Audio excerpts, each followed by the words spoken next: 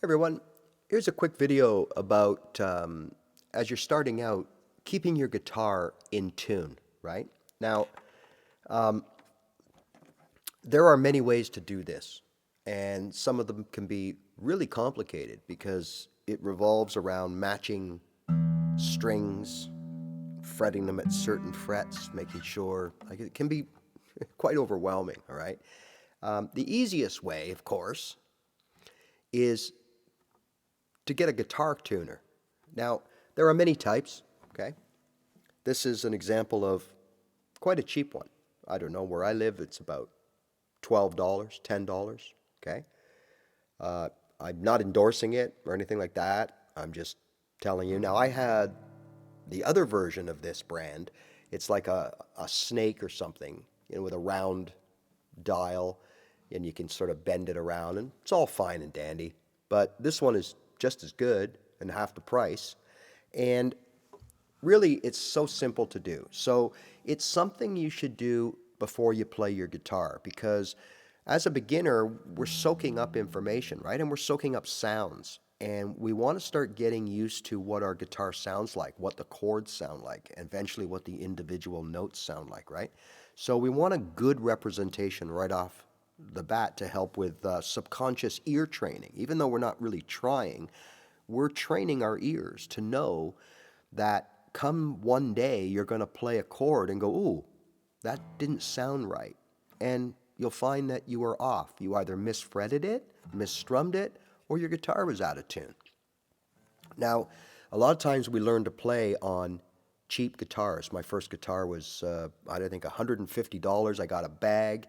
I got a little, like a cheap tuner. I got a set of picks. I got, oh, geez, whatever. Everything thrown in. So the guitar itself was probably worth about $80. So those kind of guitars don't often stay in tune, right? So when you start strumming or temperature changes or whatever, and you use them too much, they tend to loosen off, right? And the string stretches as you play, and you end up out of tune. So, and even the expensive guitars, they go out of tune. So this little gizmo simply clips on the end of the headstock, okay?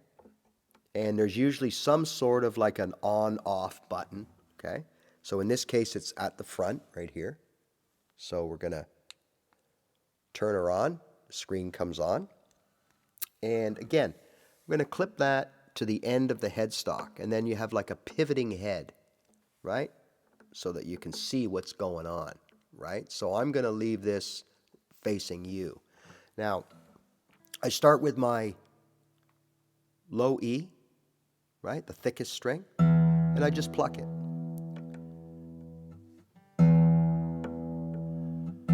Now in this case, it's coming up green, right?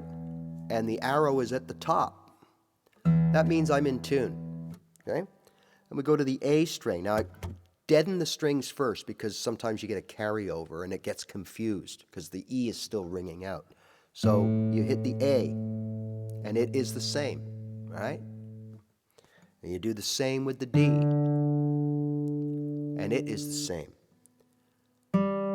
G, it's in tune.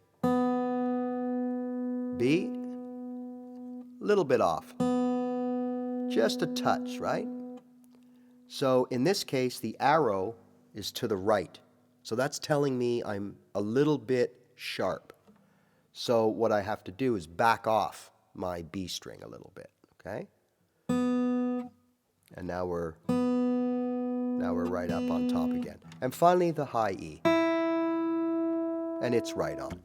So let's take a look at what happens when you're out of tune, okay? So we are going to, I'm going to tune my E string, my thick string, down a little bit, okay? So right away you can hear the difference. It's a little lower, okay? And it's kind of got a little wavy thing going on to it. So my tuner is actually showing D.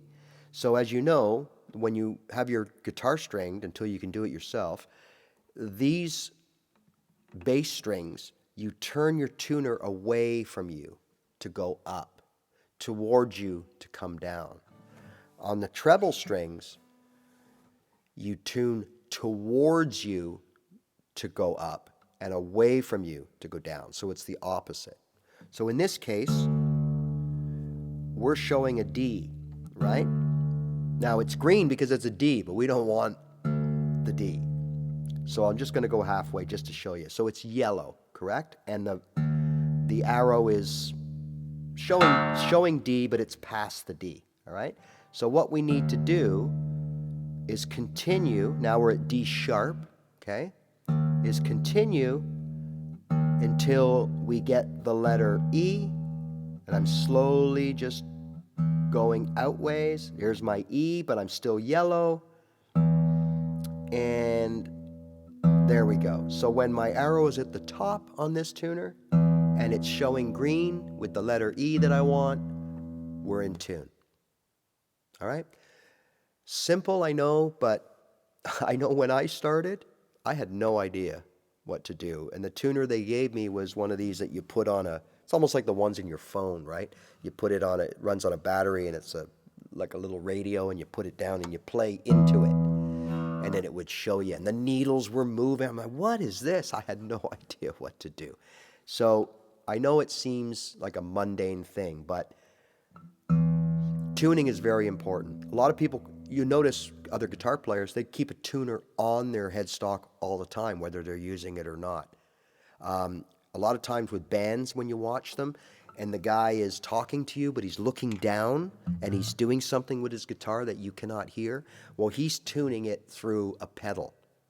So he's actually looking down, and he has disengaged the feed, so it's going through the pedal as muting to you, and he's talking to you. Yeah, so we went to this restaurant last night as he's tuning his guitar, and he's looking down for those letters and the green, and the same thing we just did. So everybody does it.